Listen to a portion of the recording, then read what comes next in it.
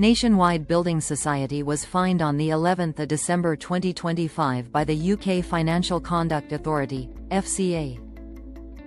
The regulator imposed a £44.1 million financial penalty, reduced from almost £63 million after Nationwide agreed an early settlement and received a 30% discount.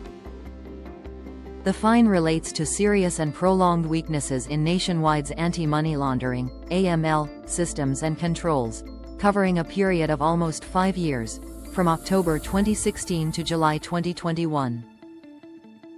At its core, the FCA concluded that Nationwide failed to properly identify, monitor and manage financial crime risks across millions of personal current accounts, breaching Principle 3 of the FCA's Principles for Businesses: failure to organize and control affairs responsibly and effectively. The key failings: 1. Weak customer risk assessments and outdated KYC data. Nationwide did not have an effective system for refreshing customer due diligence (CDD) information or accurately risk rating customers. For much of the period, customers were automatically treated as standard risk, unless they triggered very limited red flags.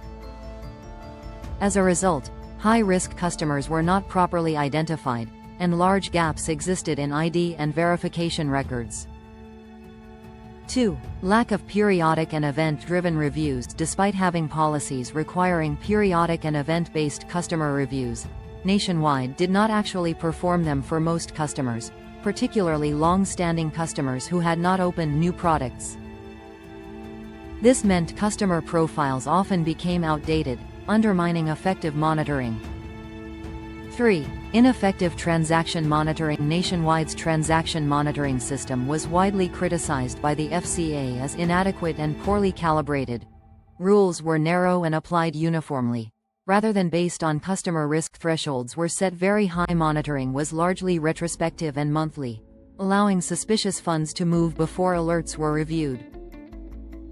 Even by the end of the period, the system only provided partial coverage of money laundering risks. 4. Allowing personal accounts to be used for business activity. One of the most serious issues was Nationwide's long-standing tolerance of personal current accounts being used for business purposes.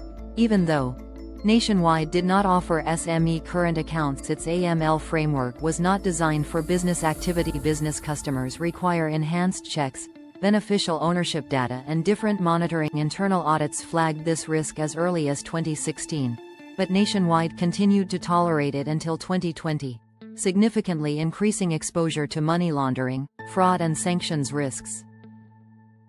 5. Real harm. COVID furlough fraud case. The FCA highlighted an egregious case where a single customer fraudulently received over £27 million in COVID-19 furlough payments into a personal Nationwide account.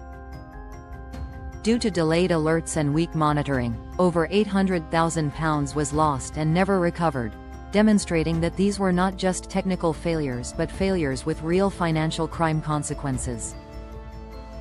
The FCA's conclusion is unambiguous.